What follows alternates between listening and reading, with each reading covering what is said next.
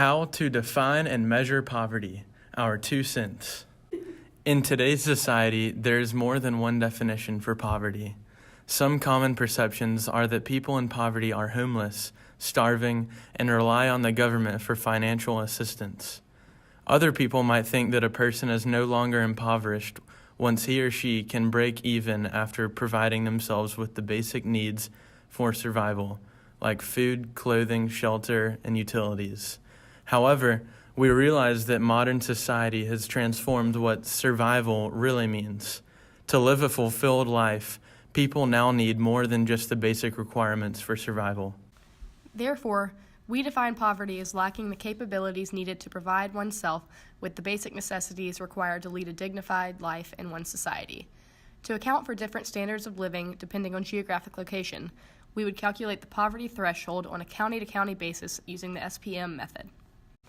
Currently, the U.S. uses the official poverty measure to determine a poverty threshold. This measure was created by Molly Orshansky in the early 1960s. The calculation takes a person's gross annual pre-tax cash income and then multiplies that by 3 times the average family's food expenditures. This is because a family typically spent a third of its income on food in the 60s. The measure is adjusted for family size and composition and is once again adjusted annually for inflation. Supporters of the OPM favor it because it's a simple measurement, and it's easy to enforce since the U.S. has been using it for decades. It would be difficult and expensive to change to a new method of measurement. However, as John Iceland says, the OPM suffers from notable technical problems. Among these are that the threshold is outdated since it's based on spending data and habits from over 50 years ago. Also, the calculation doesn't include in-kind benefits, non-discretionary expenses, or near-cash benefits. In-kind benefits include government assistance like SNAP, Medicaid, and housing subsidies. Non-discretionary expenses include costs of child care, transportation, and health care. Near-cash benefits include tax credits. Because these benefits and expenses are all left out of the calculation, the threshold can be misleading and doesn't portray an accurate picture of how a family is living. Researcher Robert Rector demonstrated how the OPM can be misleading by showing that some families below the poverty line have modern luxuries such as Xboxes, air conditioning, and cable TV. He even states, some 70% of poor households report that during the course of the past year, they were able to meet all essential expenses, including mortgage, rent, utility bills, and important medical care.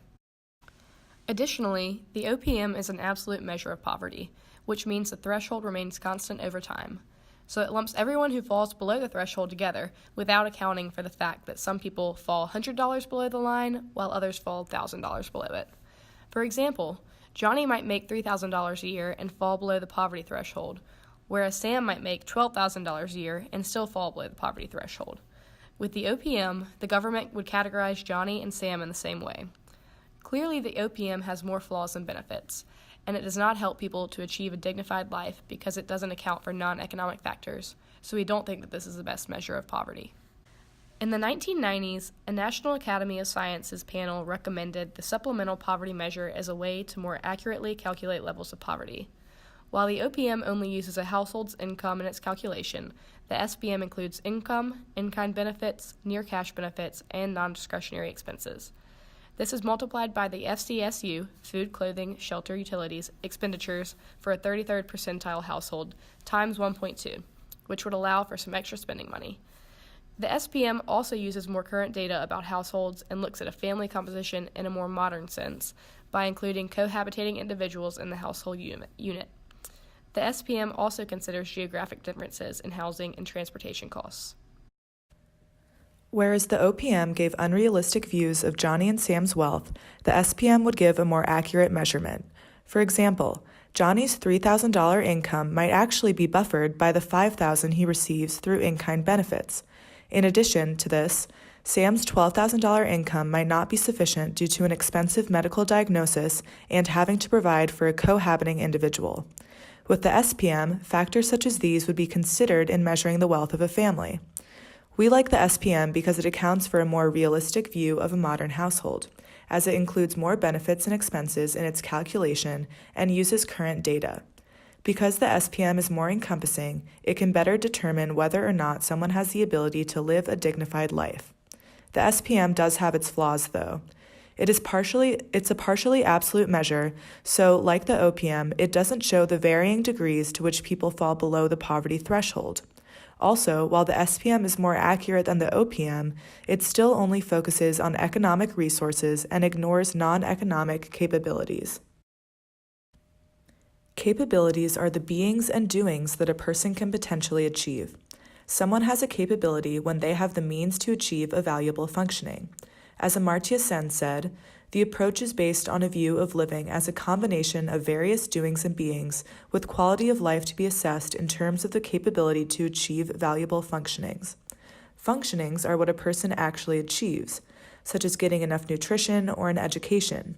If you only focus on functionings, though, you undermine someone's freedom of choice and therefore their human dignity, which is our ultimate goal to uphold.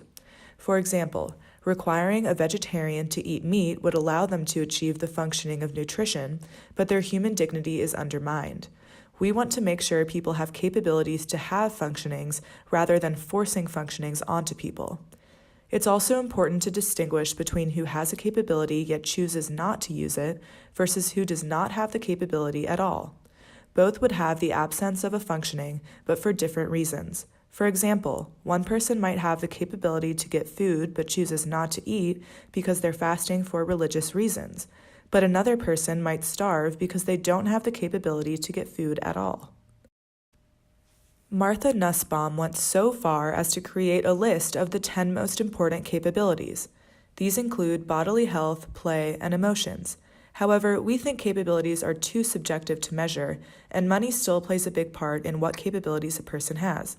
For example, you need money to buy food to achieve the bodily health capability, or a toy to achieve the play capability. For this reason, we think using a combination of the SPM and capabilities would be the ideal measurement of poverty, as it would not ignore the huge role money plays in achieving a capability. While Rector wants the poverty threshold to decrease so that it only accounts for the people who don't have enough money for the most basic necessities for survival, we think his minimal definition takes away human dignity, because people need more than basic necessities to live a fulfilling life. There are other flaws in his argument, too. For example, he compares amenities like TVs and Xboxes to necessities like food, clothes, and shelter. However, amenities are a one-time cost, while food, clothes, and shelter are repeat expenditures. The amenity also could have been donated to someone, or that person could have bought it when they were above the poverty threshold. Rector's beliefs don't align with ours because he doesn't take into consideration a person's dignity, and we care more about figuring out how a person is actually doing than what amenities they have or how much money they have. Therefore, we propose a measure of poverty that takes into consideration the differing standards of living across the country. Through implementing the SPM on a county-to-county basis, we would better be able to judge the needs of families and what capabilities they are lacking. Every person deserves to be treated with dignity and respect, no matter how much money they have. And with our proposed definition and accompanying measurement of poverty, we can get closer to turning that goal into reality.